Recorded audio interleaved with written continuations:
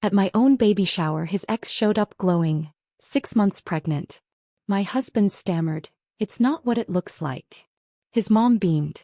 I stood, excused myself politely, then sent the group chat a link. DNA results. Her baby wasn't his.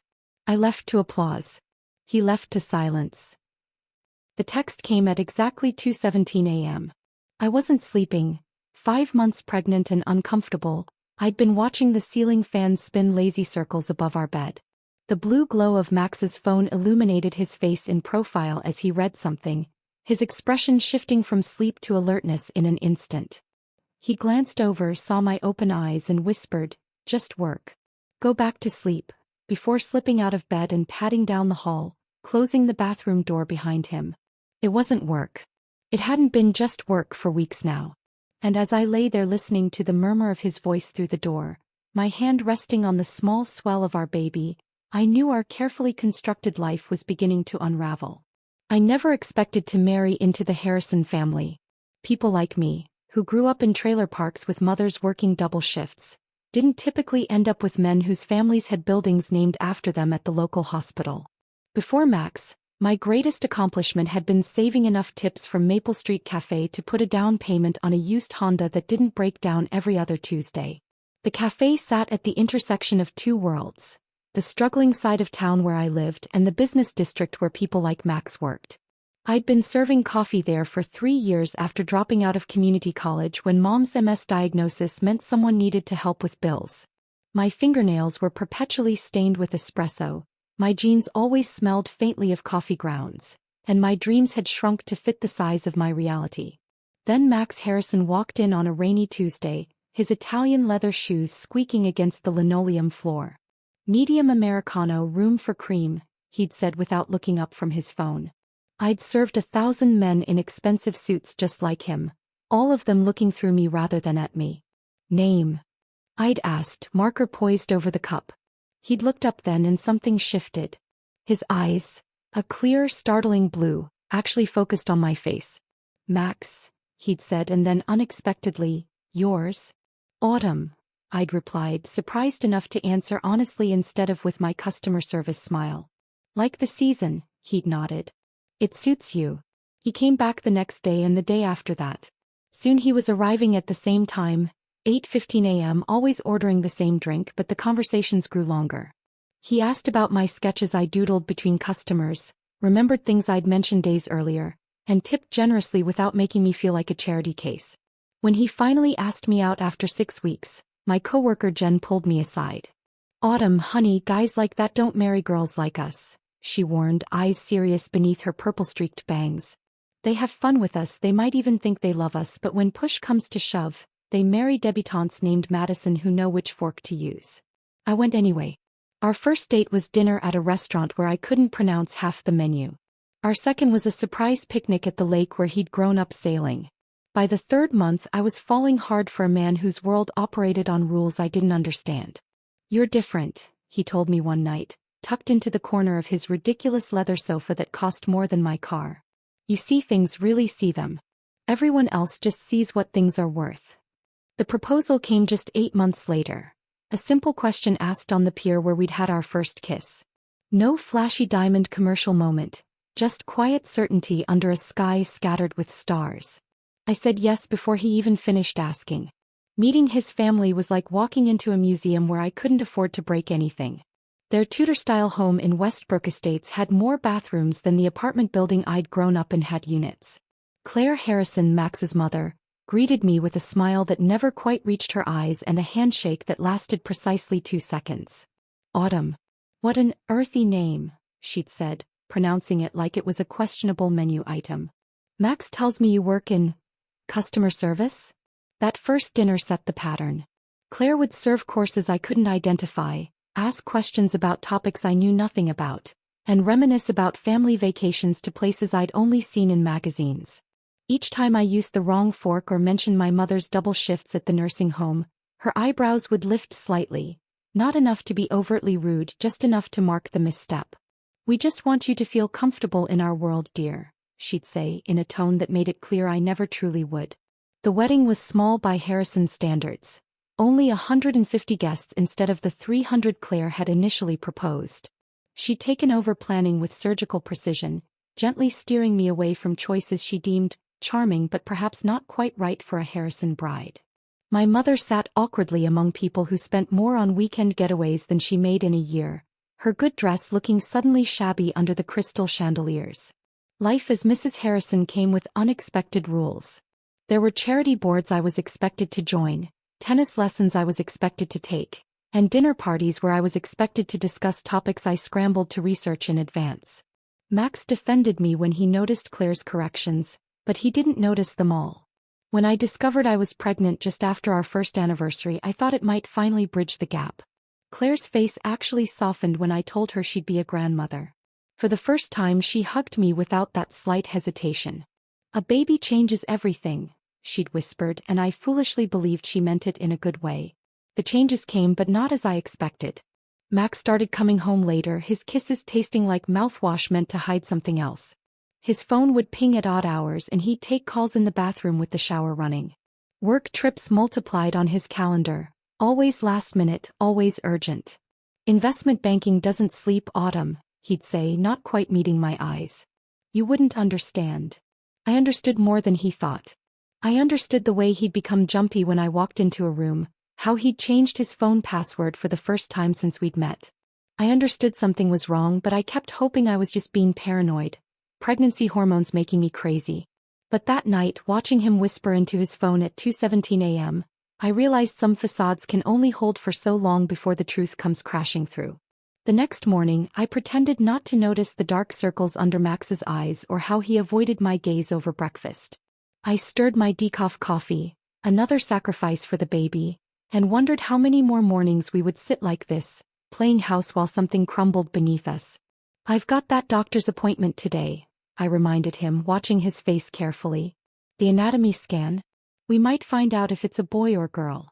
"Right?" he nodded, fingers tapping nervously on his phone. "About that, Henderson moved up the Westlake presentation. I don't think I can make it." 6 months ago, Max had blocked an entire day for our first ultrasound.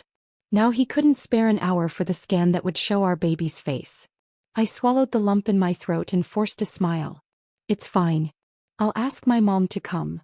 "You're the best," he said, kissing my forehead with absent affection before grabbing his keys. The door closed behind him with a soft click that sounded oddly final. The hospital waiting room was crowded with other pregnant women, most accompanied by partners whose hands rested proudly on knees or shoulders.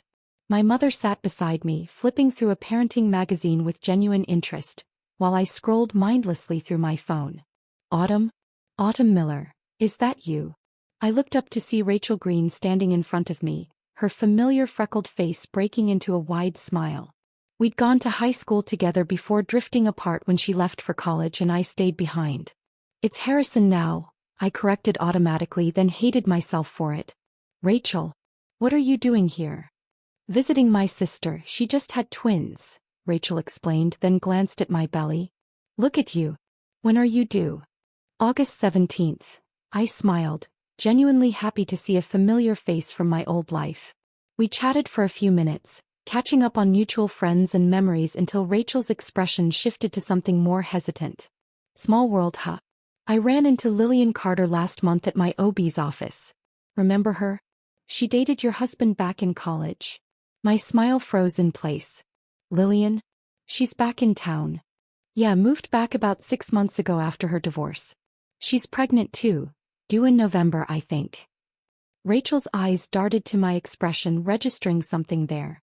Probably just a coincidence running into both of you like this. But Rachel wasn't good at hiding things, never had been. There was something in her eyes, a question she wasn't asking. My throat tightened. "Probably," I agreed, voice carefully neutral. "Hey, give me your number. We should catch up properly." After the appointment, a healthy baby girl, my mother crying beside me as tiny hands waved on the monitor. I sat in my car alone, hands shaking on the steering wheel. November. Just 3 months after my due date. I did the math in my head. If Lillian was due in November, she would have conceived around February. The same month Max had that emergency conference in Chicago. The same trip he'd come back from acting strange, distant, guilty, checking his phone constantly. I drove home in a fog, pulled into our driveway and sat there with the engine off, trying to decide what kind of woman I wanted to be. The kind who confronted her husband with nothing but suspicion? The kind who ignored red flags to preserve her peace? Or something else entirely? That night while Max showered, I did something I'd never done before. I picked up his phone, unlocked with the same password he'd been using since we met, his mother's birthday, and opened his messages. Nothing incriminating with Lillian's name, but there were dozens of texts to someone saved simply as L, dating back months. The most recent from this morning. Doctor confirmed everything's fine. 20 weeks now. We need to talk about how to handle this. My hands were steady as I took screenshots, sending them to myself before deleting the evidence from his outgoing messages. An odd calm settled over me, the kind that comes when suspicion hardens into certainty. I replaced his phone exactly where I'd found it, then opened my laptop and began researching paternity testing. 2 days later, I waited outside Max's gym in my car, watching as he emerged in his expensive workout clothes, water bottle in hand. I followed at a distance as he tossed the bottle into a recycling bin near the parking lot exit. Once he drove away, I retrieved it, carefully placing the bottle with his DNA into a Ziploc bag. This is going to sound strange, I told my old friend Jen over coffee the next day, but I need a strand of hair. From a man. One that isn't related to Max. Jen raised an eyebrow but didn't ask questions. One of the reasons we'd stayed friends through everything. She plucked a hair from her boyfriend's sweatshirt draped over her chair. Will this work? The lab downtown was discreet, specializing in immigration cases and private paternity concerns. I paid cash. Money I'd been saving from the household allowance. Claire insisted I should have despite not needing to work anymore. The technician explained they would run the test twice. Once with the husband's sample against the fetal DNA they could extract from my blood, and once with the unrelated male's hair as a control. Results in 3 to 5 business days, he explained, not meeting my eyes. I wondered how many desperate women like me had sat across from him, seeking answers they didn't want to find. 4 days later the lab called. Mrs. Harrison? Your results are ready. Would you like us to email them, or would you prefer to pick them up in person? Email is fine, I said, voice steadier than I felt. The results came through while I was folding tiny pink onesies for the nursery. I sat on the edge of the bed, one hand on my growing belly, and opened the attachment. The unrelated male sample came back negative, as expected. Max's sample showed a 0% probability of paternity with my baby. I read the line 6 times, each time hoping the words would somehow rearrange themselves. They didn't. I printed the results and locked them in my desk drawer, then calmly finished folding the baby clothes. Something cold and determined had settled in my chest, replacing the panic and hurt with something almost like purpose. My baby shower was in 3 days. The elaborate affair Claire had been planning for months at the country club, inviting everyone who mattered in their social circle. I could confront Max now, tonight when he came home, with questions and accusations and tears. I could demand explanations about Lillian, about the baby she carried that apparently wasn't his either, about the lies that had been piling up between us like dead leaves. Part of me wanted to scream until my voice gave out, to break things, to make him feel even a fraction of the pain tearing through me. Instead I decided to wait. 3 days wasn't long in the grand scheme of betrayal.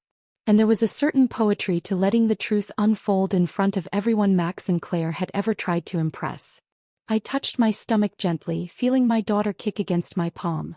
It's just you and me now, baby girl, I whispered. And we're going to show them exactly what we're made of.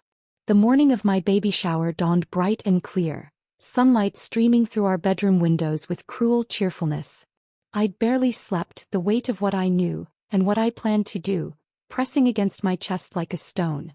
For 3 days I'd moved through our home like a ghost, speaking when spoken to, smiling when appropriate, all while carrying the printed lab results in my purse like a loaded gun. Max had noticed something was off but attributed it to pregnancy hormones. You feeling okay? He'd asked that morning, his hand hovering near my shoulder without quite touching it. Just nervous about today, I replied honestly. So many people. He nodded, relieved to have an explanation that didn't implicate him. Mom's gone all out. Everyone's excited to celebrate. I bet they are, I murmured, watching his face for any flicker of guilt. There was none. Either he was a better actor than I'd given him credit for, or he truly believed his secrets were safe. Claire had booked the East Garden at Westbrook Country Club, the most exclusive space they offered, with its marble fountains and views of the perfectly manicured golf course. When we arrived, she was already directing the staff, her silver blonde hair swept into an immaculate updo, her pearl earrings catching the light as she gestured toward a table of gifts. "Autumn, darling," she called, air-kissing my cheek. "You look comfortable." Her eyes took in my simple maternity dress, the nicest one I owned but clearly not up to her standards. "I've put you and Max at the center table, of course. The photographer will be here any minute." Of course there would be a photographer. In Claire's world, moments weren't truly lived unless they were professionally documented and perfectly curated. I nodded, scanning the elaborate decorations, blush pink roses in crystal vases, custom napkins with the baby's expected birth month, and a 3-tiered cake that looked too beautiful to eat. "A lot," I managed, genuinely overwhelmed. "Nothing but the best for my first grandchild," Claire beamed, squeezing my arm with surprising warmth. For a brief, disorienting moment, I felt a stab of grief for what might have been. A normal family celebrating a baby with genuine joy instead of whatever performance this was about to become. Guests began arriving in waves. Claire's friends from the club, neighbors from our gated community, Max's colleagues from the investment firm. They circled me with practiced enthusiasm, hands reaching to touch my belly without permission, voices cooing the same questions I'd answered a dozen times already. August 17th. "Yes, a girl. We're thinking Olivia after Max's grandmother." No nursery theme yet. The words felt like lines from a script I'd memorized, delivered while the real me watched from somewhere far away. My mother arrived, looking uncomfortable but determined in her new dress, clutching a modestly wrapped present and eyeing the champagne fountain with thinly veiled amazement. "This is something else," she whispered, hugging me tight. "You okay, sweetie? You seem a million miles away." Before I could answer, the door to the garden opened and time seemed to slow down. Lillian Carter stood in the entrance, her hand resting protectively over a small but unmistakable baby bump. She wore a fitted green dress that highlighted her pregnancy, her blonde hair falling in perfect waves around a face I recognized from old photos Max had once forgotten to remove from a drawer. She looked uncertain, glancing around until her eyes landed on Claire, who gave her a small, encouraging nod. The conversations around me dimmed to a murmur as heads turned, guests trying to place this newcomer who clearly hadn't been on the invitation list. I felt rather than saw Max freeze beside me, his champagne flute suspended halfway to his lips. "What is she doing here?" he hissed, voice tight with panic. I turned to him slowly, studying the color draining from his face. "You tell me, Max."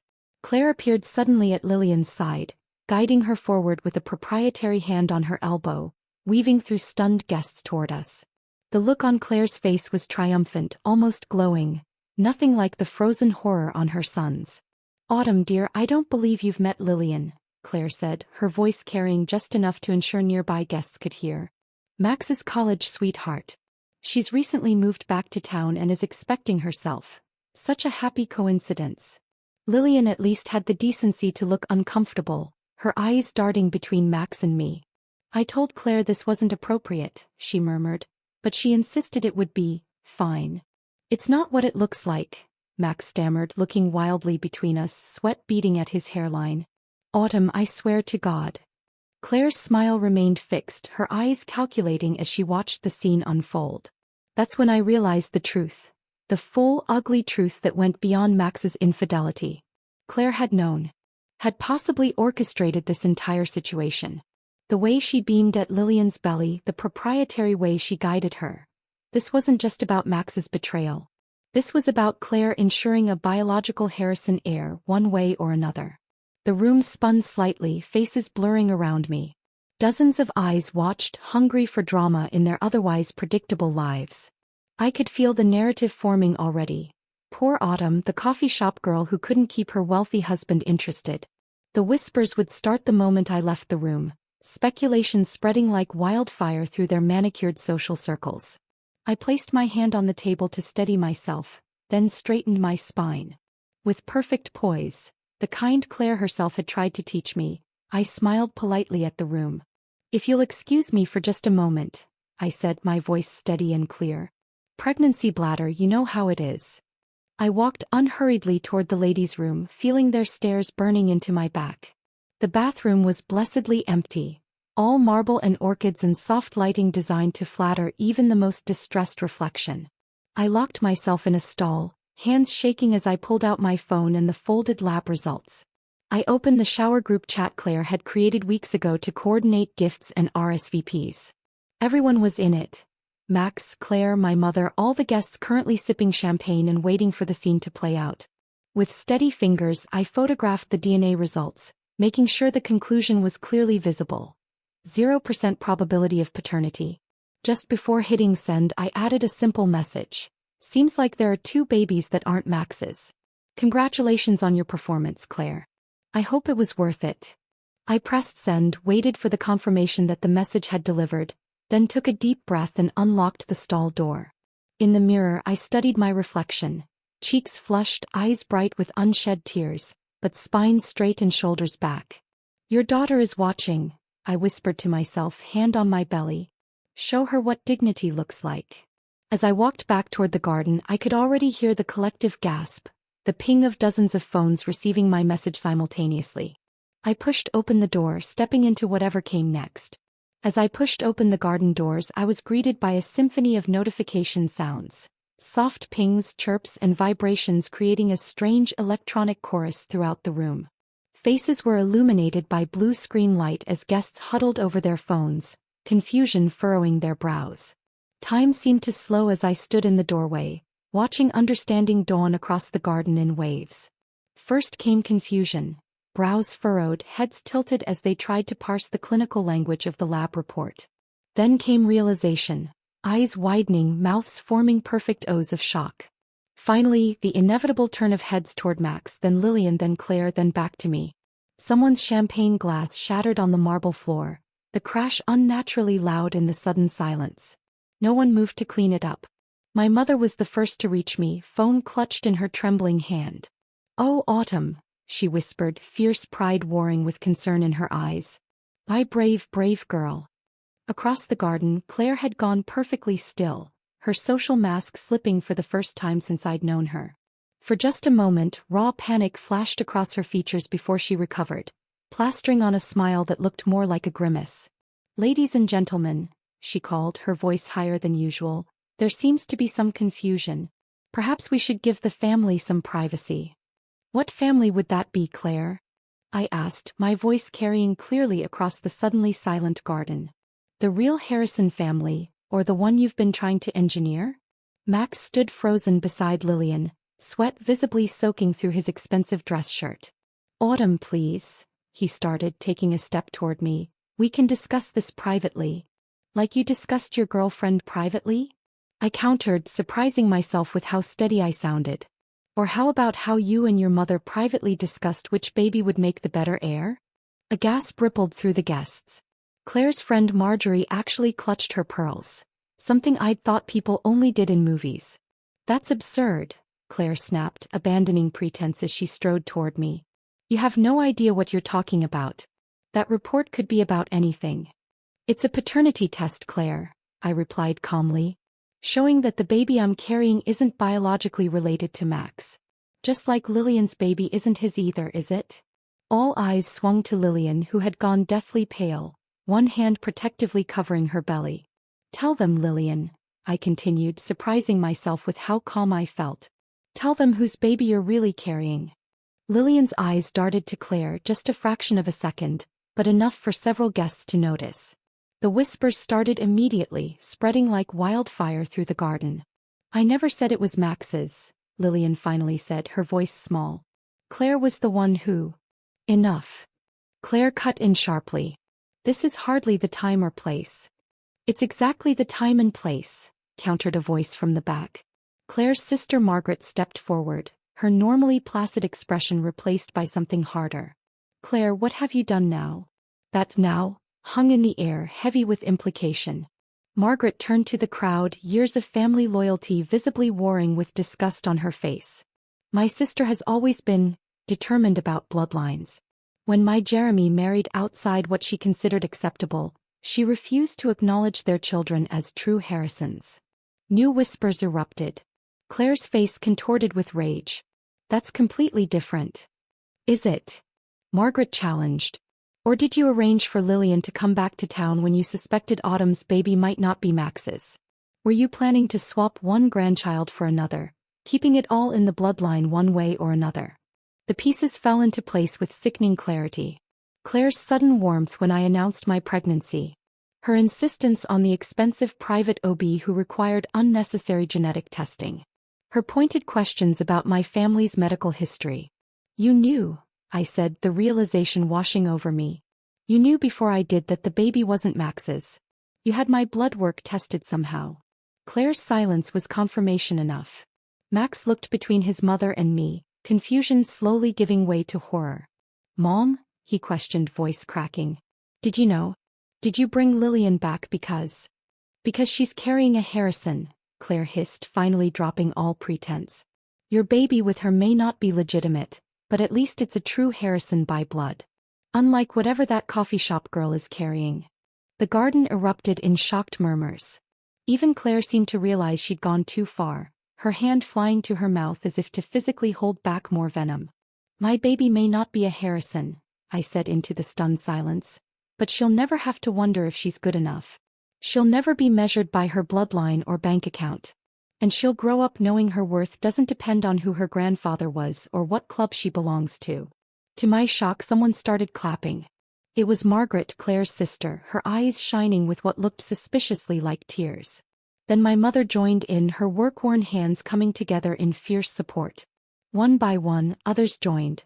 First Claire's friends from the garden club, then the younger cousins who'd always seemed uncomfortable with family politics, and finally almost everyone in the garden.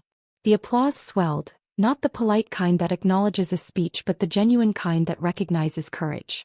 I stood straighter, one hand resting on my belly where my daughter kicked as if joining the ovation.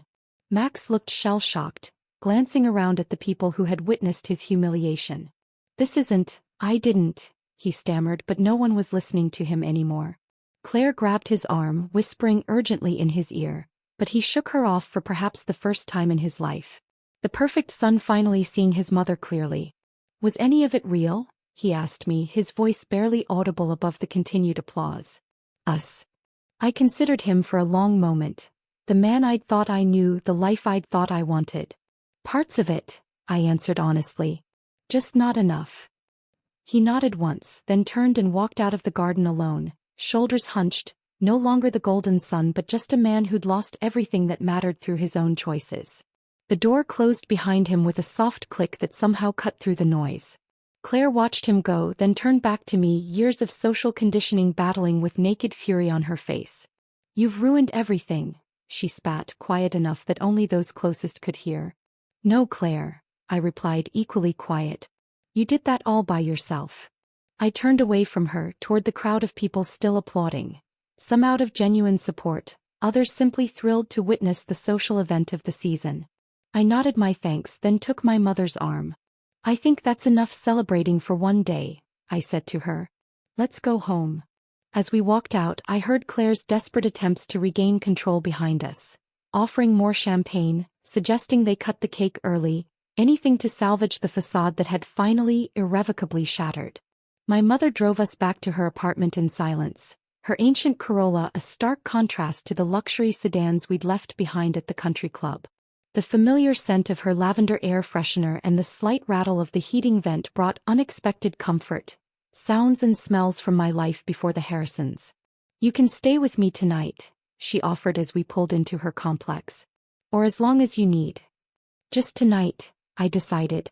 Tomorrow I need to go back to the house and figure out what's next. That night, curled up in my childhood bedroom under the faded quilt my grandmother had made, I expected tears, rage, perhaps even regret for the public way everything had imploded. Instead, I felt oddly peaceful, as if I'd set down a heavy suitcase I'd been carrying for miles. For the first time in months, maybe years, I didn't need to pretend to be someone I wasn't. My phone buzzed with messages, some from fellow guests expressing sympathy, others gloating over the drama, a terse text from Max asking where I'd gone. I silenced it and placed it face down on the nightstand. Whatever came next could wait until morning. I woke to the smell of pancakes and the sound of voices in my mother's kitchen. Padding down the hallway in borrowed pajamas, I found my mother at the stove while Margaret, Claire's sister, sat at the small table nursing a cup of coffee. "Hope you don't mind," my mother said, flipping a pancake with practiced ease. "Margaret came by to check on you and I told her you were still sleeping." Margaret looked up, her resemblance to Claire striking yet somehow softer around the edges. "I wanted to make sure you were all right after yesterday. And to apologize for my family's behavior." "You don't need to apologize for Claire," I said, taking a seat across from her. "Not just Claire." Margaret stirred her coffee slowly. "The Harrisons have been controlling bloodlines and judging outsiders for generations. What Claire did to you was extreme but not," she sighed heavily, "not entirely out of character for our family." Over breakfast, Margaret shared stories I'd never heard. About Max's father being pressured to divorce his first wife because she couldn't have children. About Claire's own marriage being essentially arranged by her parents to strengthen the bloodline. The Harrison legacy of manipulation stretched back further than I'd imagined. "What will you do now?" Margaret asked as she prepared to leave. I placed my hand on my belly, feeling my daughter kick. "Build something new," I answered simply. The next 3 months passed in a whirlwind. I filed for divorce, moved back to my old neighborhood and used the settlement money to put a down payment on a small house with a yard. Nothing like the Harrison mansion but entirely mine. Max didn't fight the divorce, though his lawyers tried to minimize the financial settlement. In the end, Claire's fear of further scandal proved useful. She wanted me gone more than she wanted to keep every penny. On a sweltering August evening, my water broke while I was painting the nursery. 16 hours later, Emma Rose Miller came into the world, named for my grandmother with my maiden name restored. She had a shock of dark hair, my mother's chin, and eyes that seemed to take in everything with quiet wisdom. "She's perfect," my mother whispered, tears streaming down her face as she held her granddaughter for the first time. "Yes," I agreed, exhausted but certain. "She is." Motherhood wasn't easy, especially alone. Night feedings blurred into diaper changes into brief naps whenever Emma allowed. But with each challenge, I discovered reservoirs of strength I hadn't known existed. My mother helped when she could, and surprisingly, so did Margaret, who seemed determined to be the anti-Claire in Emma's life. More unexpected allies emerged. Jen from the coffee shop organized a meal train among our old friends. Rachel, whose casual revelation about Lillian had started everything, became a regular visitor, bringing hand-me-downs from her sister's twins. Even some of Claire's garden club friends secretly reached out, impressed by how I'd handled myself at the showdown. When Emma was 3 months old, I was pushing her stroller through the park when I spotted a familiar figure on a bench ahead. Claire, alone, watching us approach with an unreadable expression. I considered turning around but instead straightened my spine and continued forward. "She looks healthy," Claire commented as I stopped beside her bench. "She is," I replied, protective instincts flaring. "What do you want, Claire?" "To see her." Claire's voice wavered slightly. "And to tell you that Max has moved to Chicago. The firm's opening a new office there." I nodded, unsurprised. Max had always run from difficult situations, and nothing was more difficult than facing the wreckage of your own making. "Lillian lost the baby," Claire continued, each word precise and careful. 2 weeks after the shower. The news hit with unexpected force. Whatever Lillian had done, whatever role she'd played in Claire's schemes, losing a child wasn't something I'd wish on anyone. "I'm sorry to hear that." "Are you?" Claire challenged, a flash of the old sharpness returning. "After what she did?"